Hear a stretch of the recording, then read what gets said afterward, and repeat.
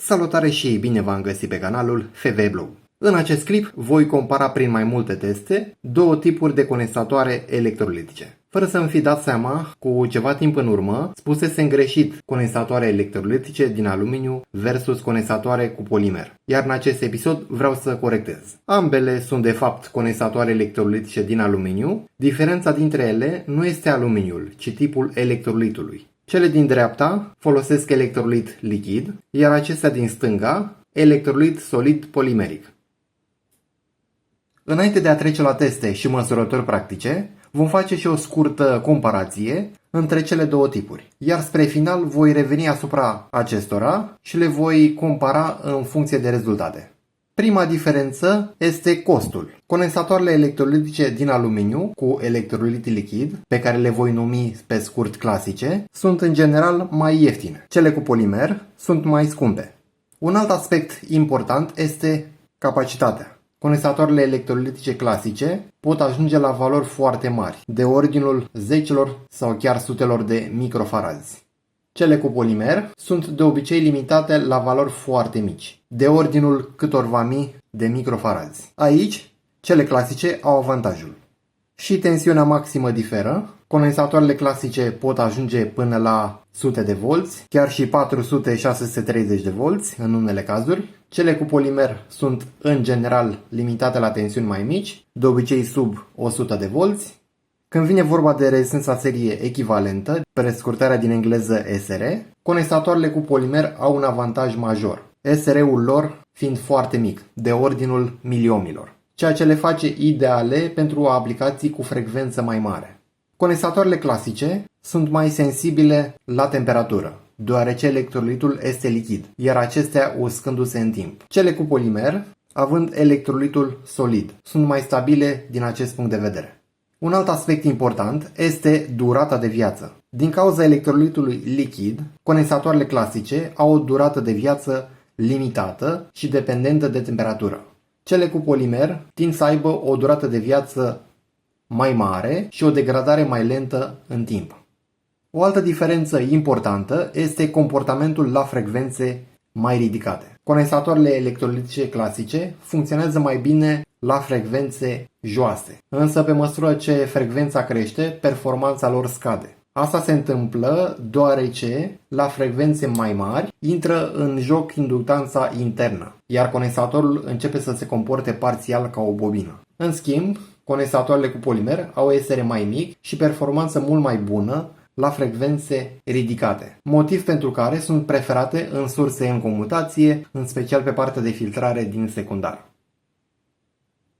Să trecem la câteva teste practice. În acest caz voi folosi condensatoare electrolitice de 470 de microfarazi. Aș vrea să folosesc de 1000 microfarazi, dar din păcate nu am avut la dispoziție.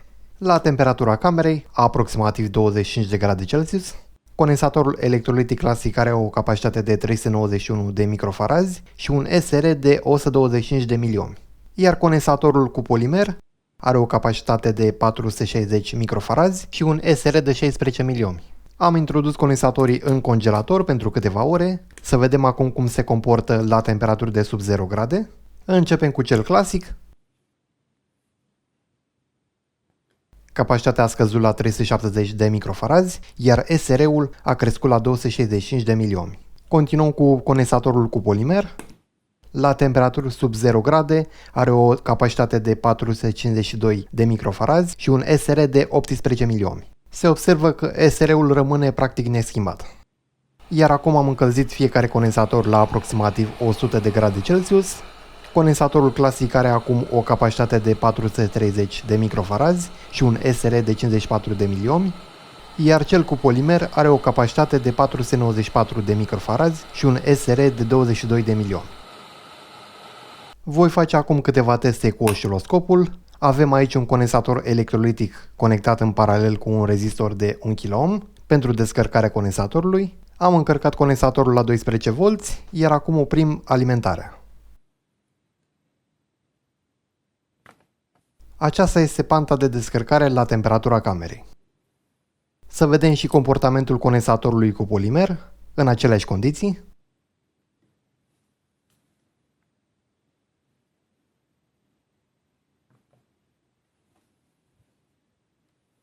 În continuare, voi repeta testul cu aceiași condensatori proaspăt scoși din congelator.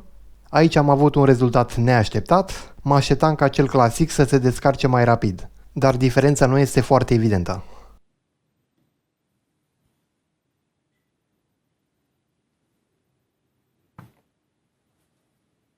Să vedem acum comportamentul după încălzire la aproximativ 100 de grade Celsius.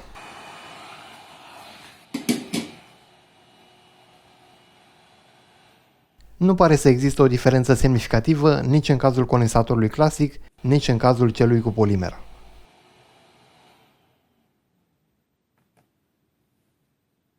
Mai departe, voi testa riplul de pe ieșirea acestui modul, Buck Converter, cu LM2596. Prima măsurătoare o voi face lăsând acești condensatori electrolitici clasici, având electrolitul lichid, iar apoi îi voi înlocui cu acești condensatori electrolitici cu polimer, având electrolitul solid.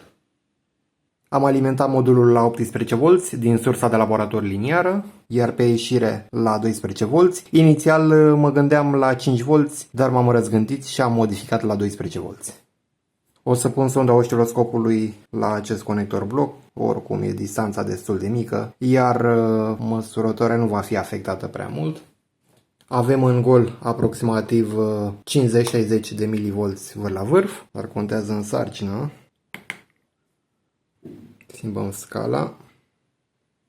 În sarcină avem aproape de 500 de mV vârf la vârf. Asta cu acele condensatoare electrolitice clasice, având electrolitul lichid. Să dezlipim condensatoarele electrolitice clasice. Primul s-a dezlipit și al doilea. Gata.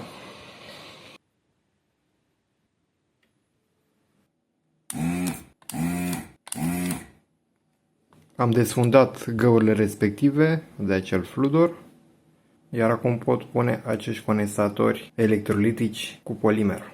Acesta de 100 de microfarazi pe intrare, minusul e notat, plusul pe seal screen este sus. Și celălalt condensator de 220 microfarazi.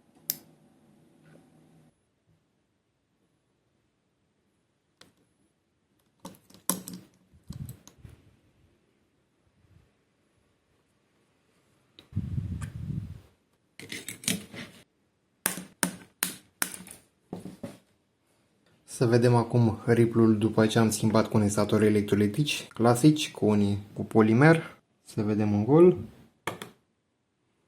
Riplul în gol e inexistent. Practic nu pot să-l măsor. Iar acum în sarcină, la 1 amper. Din păcate avem o oscilație în sarcină, nu e în regulă. Aproximativ 230 de mV vârf la vârf. Între timp am luat decizia să pun un condensator electrolitic clasic în paralel. L-am montat în zona asta, nu aici, ca să nu mai pierd timpul. Să vedem acum. În gol nimic, ca de obicei. În sarcină riplul a scăzut la 58 de mV vârf la vârf. 60 de mV vârf la vârf. Mult mai bine. În continuare vom desface cele două tipuri de condensatoare pentru a vedea cum sunt construite în interior. Începem cu condensatorul electrolitic clasic. Am reușit. Îl vom desface și pe acesta cu polimer pentru a vedea diferențele între ele.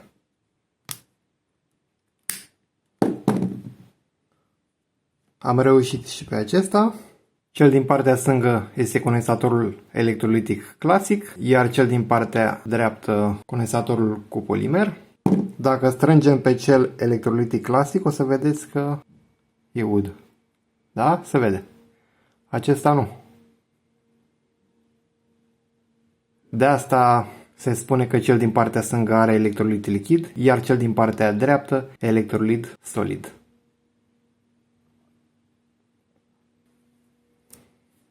Aceasta este hârtia îmbibată cu electrolit lichid. Avem cele două folii de aluminiu.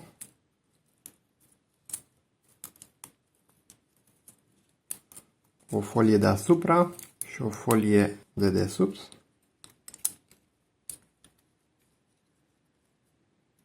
Îl vom desface și pe cel cu polimer.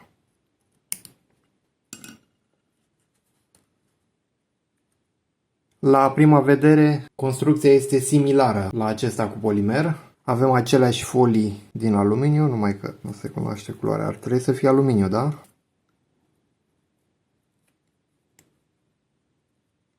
Iar între avem ca o hârtie specială, un izolator, între ghilimele izolator, cu polimer. Doar că nu m-am informat de ajuns să văd din ce e făcut. Da, interesant. Hai să-l desfacem de tot. Și cam așa arată cel cu polimer, iar cel de sus, condensatorul electrolitic clasic. Cu polimer și clasic. La final, să tragem și concluziile. Am măsurat fiecare condensator în funcție de temperatură. La aproximativ 0 grade Celsius, condensatorul clasic a avut o scădere a capacității, însă nu atât de mare pe cât mă așteptam. În schimb, SR-ul aproape s-a dublat. La aproximativ 100 de grade Celsius, capacitatea a crescut, iar SR-ul a scăzut la mai puțin de jumătate față de valoarea de la temperatura camerei. În cazul condensatorului cu polimer am avut o surpriză. La temperatura de sub 0 grade, capacitatea a scăzut doar puțin, iar SR-ul a rămas aproape neschimbat. La aproximativ 100 de grade Celsius, capacitatea a crescut destul de mult, lucru la care sincer nu mă așteptam. În ceea ce privește măsurarea riplului, aveam unele temeri, deoarece știam că există situații în care o sursă în comutație poate oscila din cauza SR-ului foarte mic al condensatorilor cu polimer. Ca experiment am folosit un modul buck converter cu LM2596, am măsurat riplul cu acești condensatori electrolitici clasici, având electrolitul lichid, iar aici în gol am avut un riplu de 60 de mV vâr la vârf, iar la un consum de 1 A, riplul s-a apropiat de 500 de mV vâr la vârf. După înlocuirea condensatorilor clasici atât pe intrare cât și pe ieșire, deși doar pe ieșire contează, cel de pe intrare poate rămâne același, cu unii cu polimer, riplul în gol a devenit extrem de mic, sub limita pe care o poate măsura osciloscopul meu, însă în sarcină am avut o surpriză neplăcută. Sursa a început să oscileze din cauza SR-ului foarte mic al condensatorului cu polimer. Așa că am conectat în paralel cu acel condensator cu polimer și unul clasic.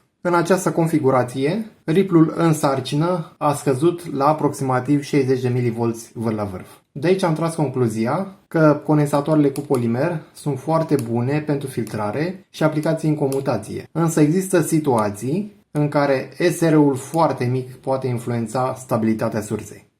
Am făcut și un mic tabel în care am arătat care tip de condensator electrolitic este în avantaj, care este în dezavantaj. Costul clasic este în avantaj, capacitatea, cele clasice pot ajunge la valori mult mai mari, la fel și tensiunea, însă SR-ul, polimerul este în avantaj, deoarece poate ajunge la un SR mult mai mic față de cele clasice. Temperatura aici, după aceste teste practice, nici cele cu polimer nu stau foarte bine, însă în timp cele clasice, din cauza faptului că se folosește electrolit lichid, după cum ați văzut în partea în care am desfăcut două condensatoare electrolitice, unul cu polimer, celălalt clasic, acestea clasice vor fi influențate de temperatură, însemnând că cu cât crește temperatura, cu atât durata de viață a lor scade dramatic. De asta cele electrolitice cu polimer au o durată de viață mult mai lungă. Și cam mai să termin acest clip privind compararea a două tipuri de condensatoare electrolitice. Dacă vă place genul acesta de conținut, nu uitați vă rog de butonul like, să vă abonați dacă nu ați făcut-o deja și vă aștept pe data viitoare. Toate cele bune, la revedere!